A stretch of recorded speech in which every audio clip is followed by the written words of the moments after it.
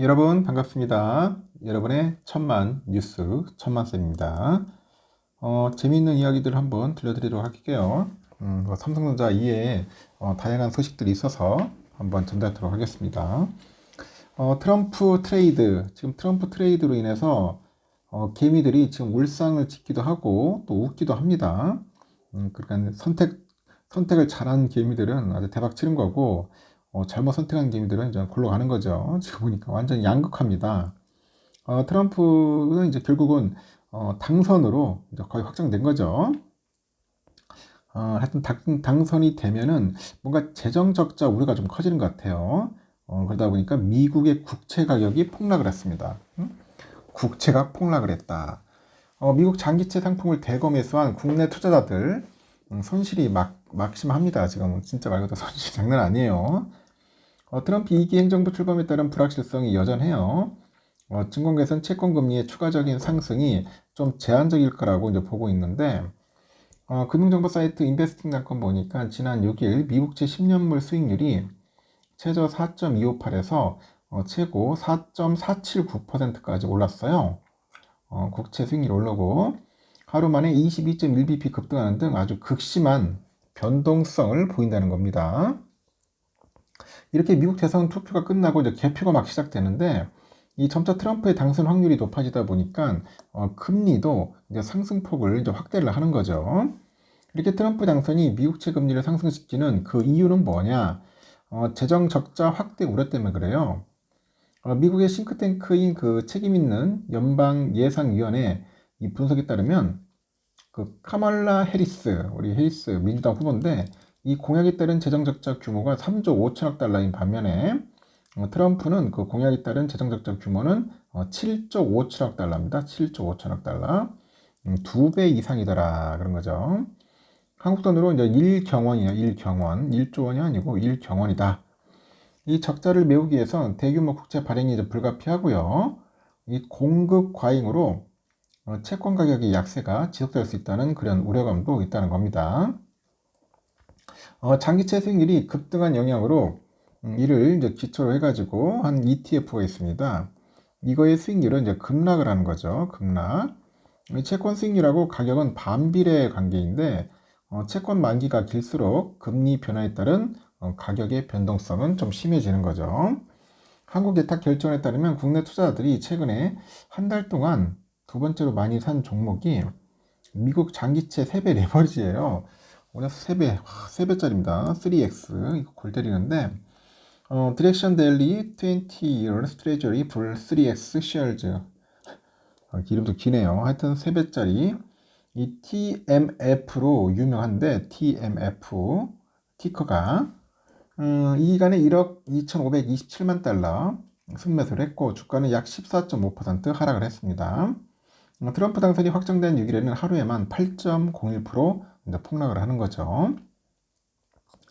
증권가에서는 트럼프 트레이드가 상당 부분 선반영된 만큼 이 장기채 금리의 추가 상승이 어렵다는 분석이 지배적이더라고요.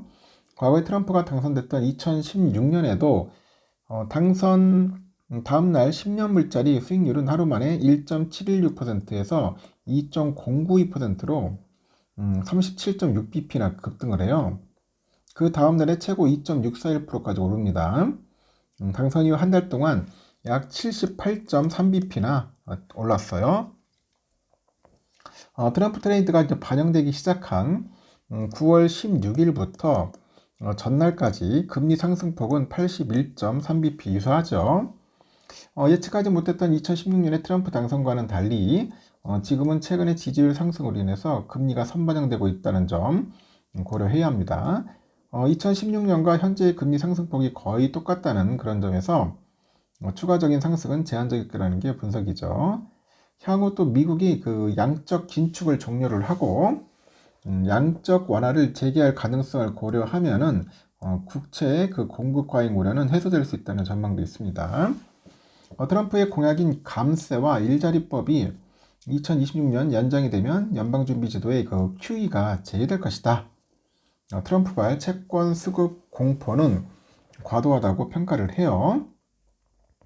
양적 완화는 미국의 중앙은행인 연준이 정부 발행 국채를 매입하는 것인데, 시장의 유동성을 공급하는 효과와 함께 시중의 금리를 낮추는 그런 요인으로 작용을 하는 거죠.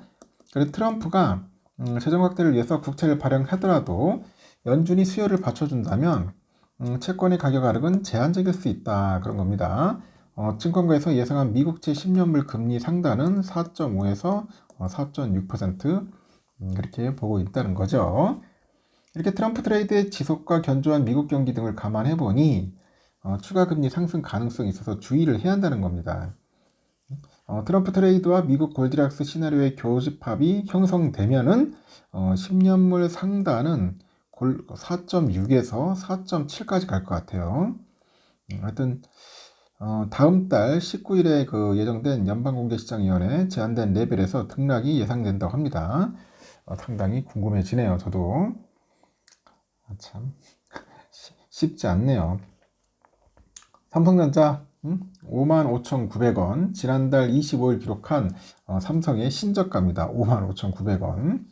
11월 6일에 57,300원에 마감하는 등 아주 징글징글합니다. 현재 5만전자의 그런 신세를 보이고 있다.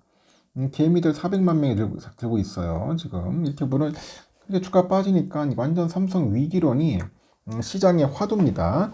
위기는 어떻게 발현되는 것이냐? 전문가들의 진단이 쏟아지는데 20년차 삼성의 엔지니어가 말한 위기의 원인은 아주 뼈아프더라고요. 이유를 한데 모아보면 결국 혁신과 도전을 하지 않고 안주한 게 그게 위기를 초래한 거 아니냐, 그런 이야기들을 많이 하더라고요. 너무 안주한 거 아니냐. 위대한 혁신 기업은 미래를 보고 도전을 해야 하며 시대를 앞서가는 통찰력으로 혁신을 해야 한다. 이 안주한 삼성이 스스로 위기를 초래했기 때문에 신저가에 가장 큰 책임이 있다, 그런 얘기를 하더라는 거죠. 삼성이 안주의 경영진의 무능력 탓만 있을까? 삼성의 시기는 왜 멈췄는지를 들여다보는 거죠. 과도한 사법 리스크는 그 기업의 투자를 멈추고 위기를 부르는 원인이 된다고 하죠. 박근혜 정부 탄핵 광풍이 휘말려가지고 국정농단 사건에 유탄을 맞았어요. 그러다 오랜 시간 사법 리스크에 시달리고 이재용 회장은 감옥에 두 차례나 다녀왔고 최근까지 8년여간 재판만 총 180여에 참여했어요. 1심에서 무죄 판결을 받은 경영권 불법 승계 사건이 검찰이 또 항소해가지고 최근에 또 재판이 열리고 삼성바이오로직스 회계부정 사건 등 재판도 계속돼요. 오너는 감옥을 들락날락거리고 있고 경영진은 또 8년 동안 재판에 정신이 쏠려 있고 이 시기 경영진은 튀지 말아야 한다는 생각에 사로잡혔고 보신주의는 짙어지고 삼성을 마구잡이로 흔든 결과가 이렇게 또 드러난 게 아니냐, 그런 이야기도 있는 것 같습니다. 하여튼 복잡합니다. 참. 하여튼 삼성전자 신저가 책임론에서는 아무도 자유로울 수 없다는 게 이유죠. 그런 이야기죠. 그래도 삼성이 면접을 주자는 건 아닌데 삼성은 외부 시각에만 급급해서 내부 단속에 또 실패했고 혁신과 도전을 하지 않고 스스로 멈췄다는 겁니다.